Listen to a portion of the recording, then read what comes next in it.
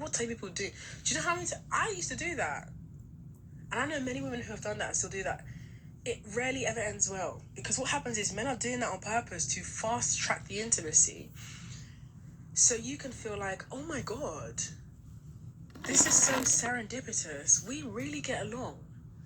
I finally feel like I might have met someone who I really like.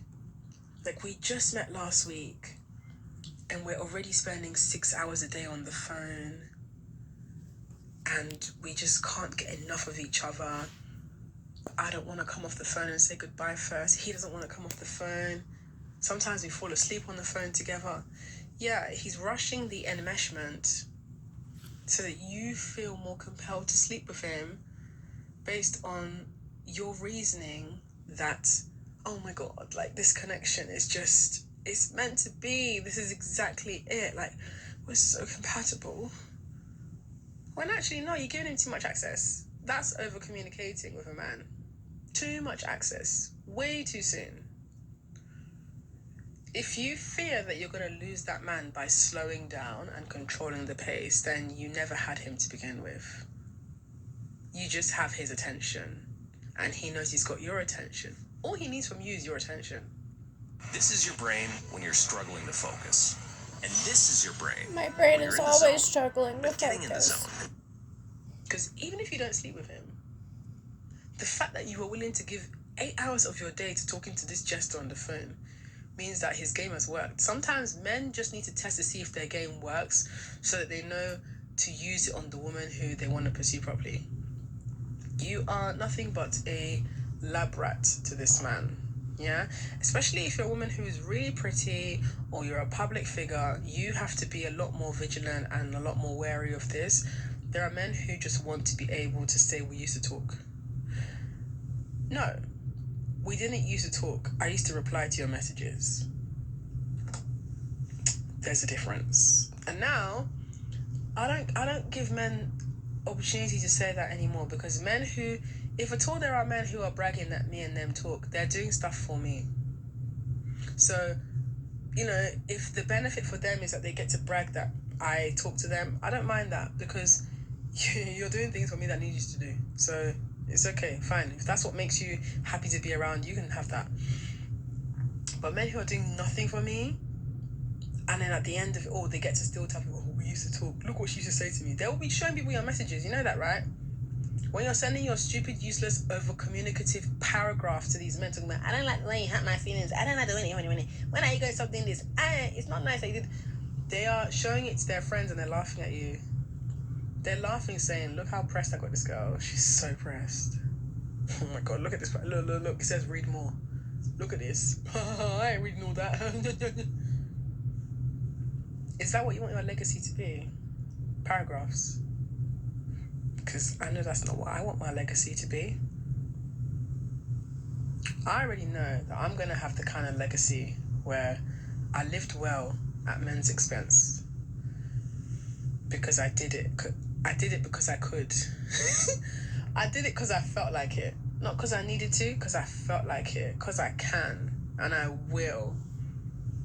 And everyone's going to have to just stay mad about it. Because a lot of these men that get upset that I'm not someone they can use their tricks on, it's because they secretly want me, but they're like, oh man, like, I've maxed out all of my resources. I don't have enough for her. She's a bitch anyway. If that's what you want to tell yourself to sleep at night, I am definitely a bitch, but you can't say we fucked, though. And I know that really stings. Yeah, it does, doesn't it? Hate that for you, but I love it for me. Oh, God. Listen, I hope that this podcast episode teaches you to just stop over-communicating with men. If it is something you don't like, just withdraw your energy and don't explain yourself. Like, if you are playing with a knife, a sharp Japanese knife, and the knife escapes your grip and unfortunately the blade lands on the tip of your finger, what do you think is going to happen to the tip of your finger? Take a wild guess. What's going to happen to the tip of your finger? It's going to come off, isn't it? Right. You're not going to be like, oh my gosh, I'm so surprised that this has happened. I was playing with a very sharp knife, and somehow the knife slipped and it landed right on the tip of my finger that I didn't move out of the way. Oh my gosh. How could that have possibly happened? What? I'm so surprised. I need everyone to feel sorry for me because the tip of my finger has come off because I was playing with a sharp knife irresponsibly. That's the same thing as you fuck about, you find out. Like, if you're meddling with men who you feel like you have to keep on explaining yourself to, and you feel like this is the kind of man who there's more resistance than harmony, the consequences of that will include wasted time and other disappointments that you have to hold yourself accountable for. Just like how you was playing with that knife and the tip of your finger came off. That's on you. You didn't have to play with that knife. Let's be accountable. Yeah? Accountability is not bullying. Observing patterns and referencing those patterns for what they are is not bullying. And I feel like I have to say that because a lot of women be trying to call me mean, trying to say I don't like women. Yeah, I don't like a lot of you. A lot of you are just fucking stupid. I don't support all women. Some of you, very stupid, actually. You're making it harder for everyone else because you're allowing your stupidity to govern your outlook on life. And your stupidity is a stupidity you've chosen, by the way. You weren't born stupid. You're choosing it because you're insecure. And you're lazy about acknowledging the reality of where your insecurities come from, because you recognize that if you start doing the work on yourself, there's discomfort and inconvenience you have to deal with. And that is the price you have to pay to have higher self-esteem. But it's a one-time payment, my dear. Once you've done that work, I'm telling you, you really only need to do that work once. If you've done it properly, you only need to do it once, because once you see it, you can't unsee it, my dear. But until you decide to see it, it will not become clear to you by itself.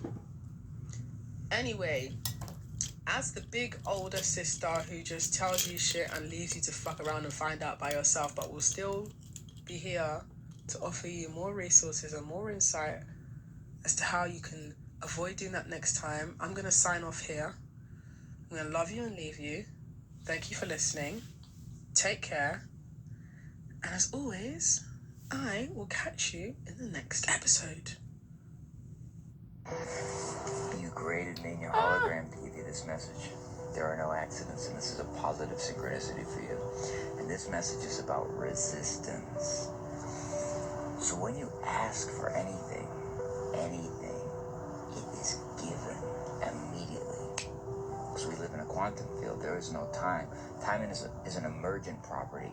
You create the time so you can have experience, because if everything just came like that, then you wouldn't really get the understanding of it.